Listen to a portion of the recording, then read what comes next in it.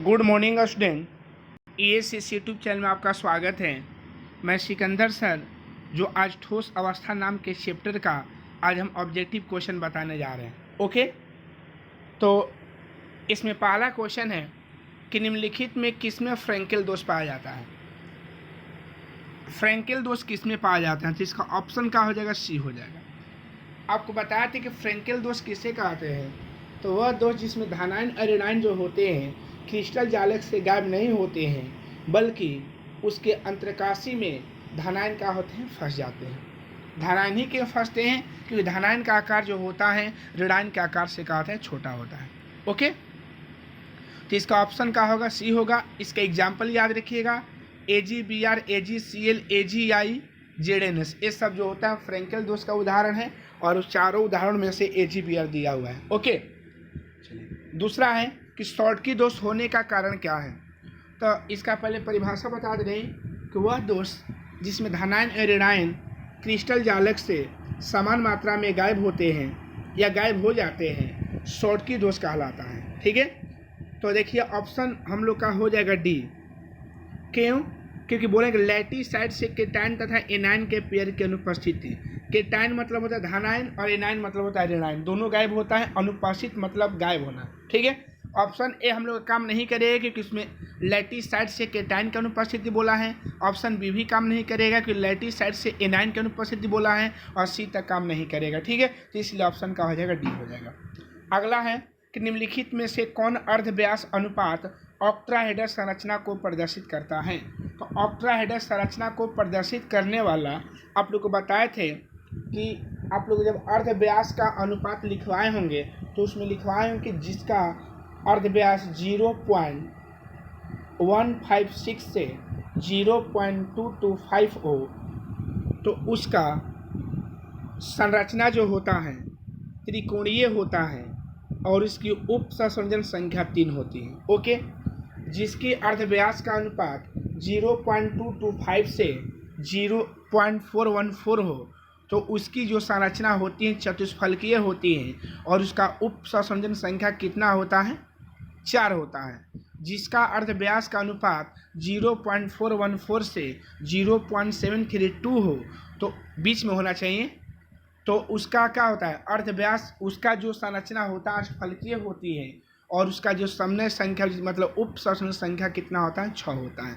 और जिसका अर्धव्यास का अनुपात 0.732 से बड़ा हो, उसका जो समन्वय संख्या मतलब उप सहसंयोजन संख्या 8 होता है, और ये जो होता है ऑक्टाहेडर कहलाता है, ये होता है घन कहलाता है। ठीक है, कि इसमें बोला है कि किसका होगा, तो क्या बोला गया, ऑप्शन सी हो जाएगा, क्योंकि जिसका 0.414 से बड़ा होता है और 0.7372 से छोटा होता है तो उसका ऑक्टाहेडर होता है। ओके, FCC जालक में कितने परमाणु होते हैं, तो FCC जालक में हम लोग के 4 परमाणु होते हैं। कितने परमाणु होते हैं, 4।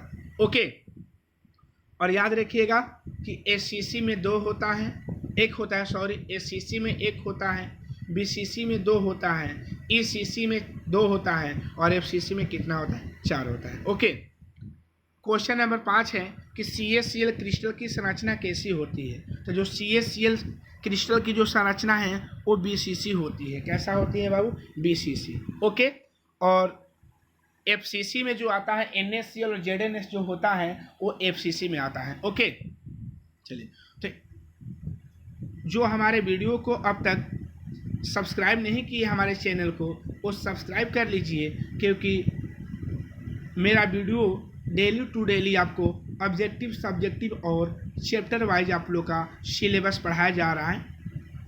ठीक है, और ये जो ऑब्जेक्टिव आप लोग को जो बता रहे हैं, इसमें सिर्फ 33 ऑब्जेक्टिव लिखा गया है, लेकिन 33 का समझिए डबल ऑब्जेक्टिव जानिएगा। ठीक है, इसमें जो जो कॉन्सेप्ट आएगा उसको हम बताते चलेंगे। ओके, चलिए अगला क्वेश्चन, निम्नलिखित में किस धातु की समन्वय संख्या 8 होती है।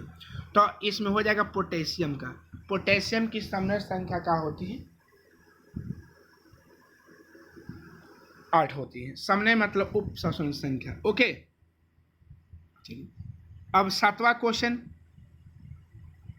Question number 7। तो 7 निम्नलिखित में कौन आयनिक क्रिस्टल का उदाहरण है। तो आयनिक क्रिस्टल का उदाहरण में हम लोग का ऑप्शन ए हो जाएगा, क्योंकि आयनिक क्रिस्टल बताए हैं कि आयनिक क्रिस्टल जो होता है जिसके अवयवीकरण वैसे क्रिस्टलिएट हो जिसमें अवयवीकरण क्या होते हैं, धनायन एवं ऋणायन होते हैं। और इसको पहचानने का तरीका यही है कि जिसमें धनायन और ऋणायन आ जाएगा उसको हम बोलेंगे कि वो क्या है, आयनिक क्रिस्टल है। ठीक है, या एक और पहचान है कि जिस यौगिक में धातु मिल जाएगा तो समझिएगा आयनिक क्रिस्टल है। ओके, चलिए क्वेश्चन नंबर क्या है 8। ब्रेक का समीकरण है, तो ऑप्शन नंबर डी हो जाएगा। ब्रेक का समीकरण जो होता है एन लेमडा बराबर 2d साइन थीटा होता है। ओके, एन लेमडा बराबर क्या होता है, 2d sine theta. Question number 9, ए जी लेमडा बराबर 1.54 एंगस्ट्रम, थीटा बराबर 22.5 डिग्री तथा एन बराबर 1, तो डी का मान होगा, तो डी का मान जो होगा हम लोग का बी होगा, माने जो इसका 9 का आंसर जो होगा बी होगा। देखिए लेमडा का मान ब्रेक के समीकरण में बैठा दीजिएगा, थीटा का भी मान बैठा दीजिएगा, एन का भी मान बैठा दीजिएगा, तो आप लोग का डी का मान क्या होगा, आ जाएगा। क्लियर है। बॉडी सेंटर क्यूबिक एकक सेल में लैटिस बिंदुओं की संख्या कितना होता है, तो बॉडी मतलब बीसीसी होता है, तब बीसीसी में परमाणुओं की संख्या कितना होता है, 2 होता है। एफसीसी में 4 होता है। तो ऊपर आप लोग क्वेश्चन बताए होंगे।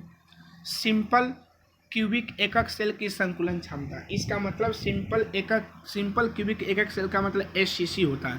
तो एससीसी की संकुलन क्षमता जो हम प्रूफ कराए हैं वो 52.4% प्रूफ कराए होंगे, लेकिन ऑप्शन में 52% दिया है, इसलिए हम क्या करेंगे, ऑप्शन सी मारेंगे। ओके, चलिए नेक्स्ट क्वेश्चन हम लोग बात करेंगे। क्वेश्चन नंबर 12 का बात करने जा रहे हैं। ठीक है, तो 12 क्वेश्चन बोला है कि बीसीसी एकक सेल की संकुलन क्षमता होती है, तो बीसीसी एकक सेल की संकुलन क्षमता जो होती है 68% होती है। ओके, एफसीसी एकक सेल की संकुलन क्षमता होती है, तो एफसीसी का 74% होता है।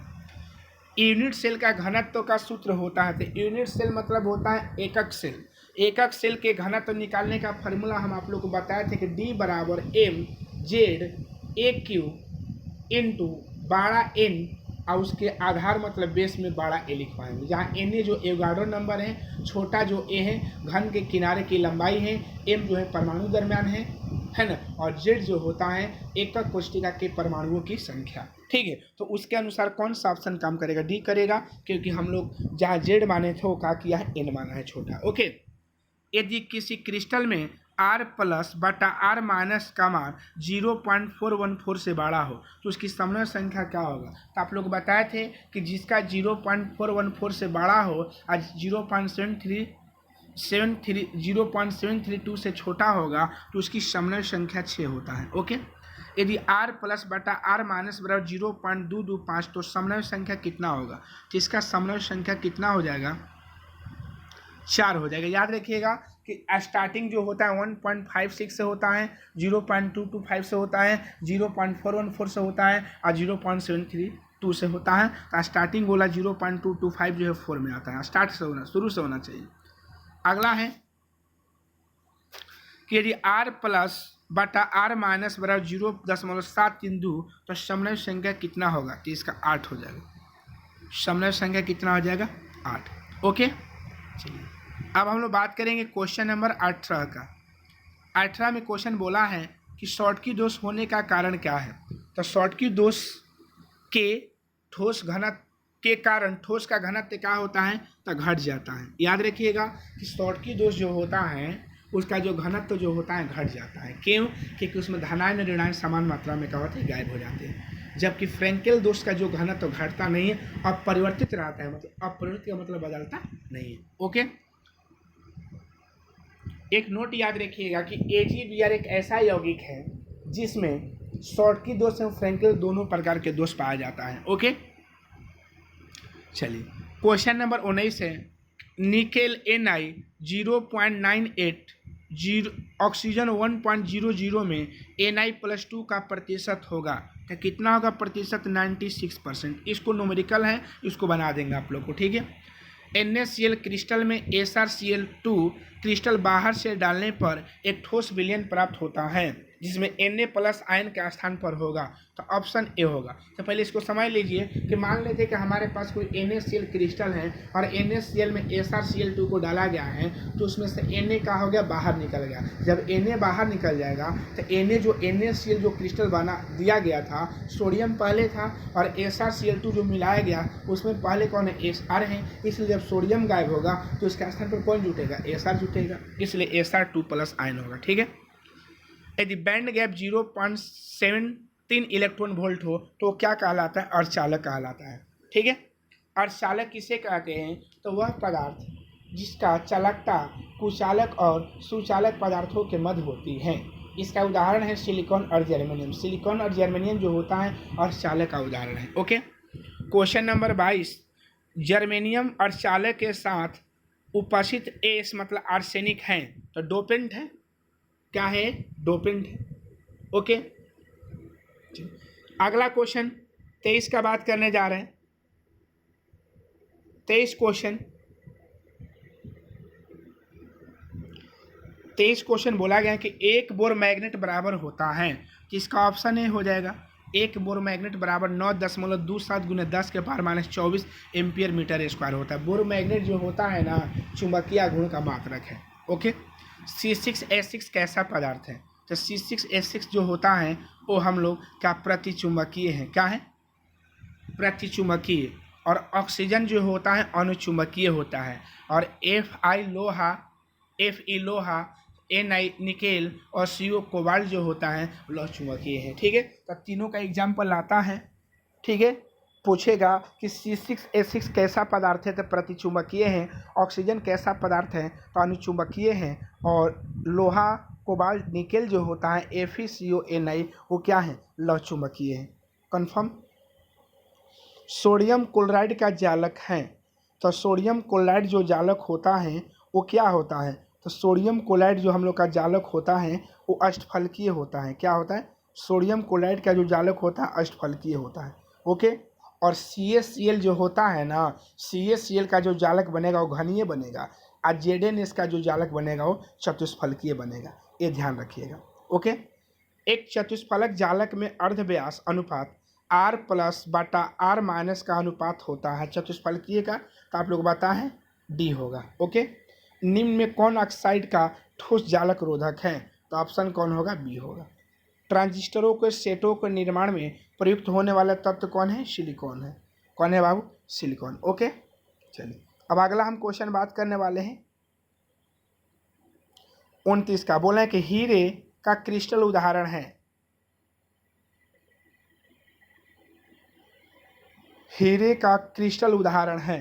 तो जो हीरे का क्रिस्टल उदाहरण जो होता है वो सहसंयोजक का है। किसका उदाहरण है बाबू, ए सहसंयोजक का है उदाहरण है। ओके। जिसका ऑप्शन क्या हो जाएगा, सी हो जाएगा। ओके। NaCl ठोस जालक में प्रत्येक Na प्लस आयन कुल कितने Cl आयन से घेरा होता है, तो याद रखिएगा 6। क्या याद रखना है इसको बाबू, 6। कितने से घेरा रहता है, 6 से घिरा हुआ रहता है। ओके। जालक में AB व्यवस्था होती है, तो जालक में जो AB जो व्यवस्था होती है वो HCP की होती है। किसकी होती है, HCP की। इसका ऑप्शन जो हो जाएगा डी हो जाएगा। ओके।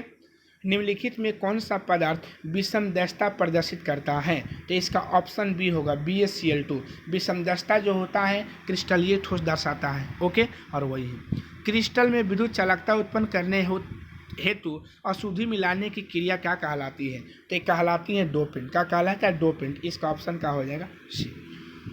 तो इस तरह से हम लोग का ठोस अवस्था नाम का जो चैप्टर है उसका हम ऑब्जेक्टिव क्वेश्चन आप लोग को 33 को बताए हैं, और आप लोग को 33 गो ऑब्जेक्टिव आप लोग को देंगे, यानी 60 गो ऑब्जेक्टिव इस चैप्टर से देंगे, जिसमें 33 गो ऑब्जेक्टिव को आप लोग को बता चुके हैं। और एक बार फिर आप लोगों से रिक्वेस्ट है कि अगर आप लोग मेरे चैनल को अभी तक सब्सक्राइब नहीं किए हैं तो हमारे चैनल को सब्सक्राइब कीजिए, शेयर करिए, ताकि ये मेरा वीडियो आपके दोस्त के पास, आपके फ्रेंड के पास चला जाए और वो भी इस वीडियो का फ़ायदा उठा सके। ओके।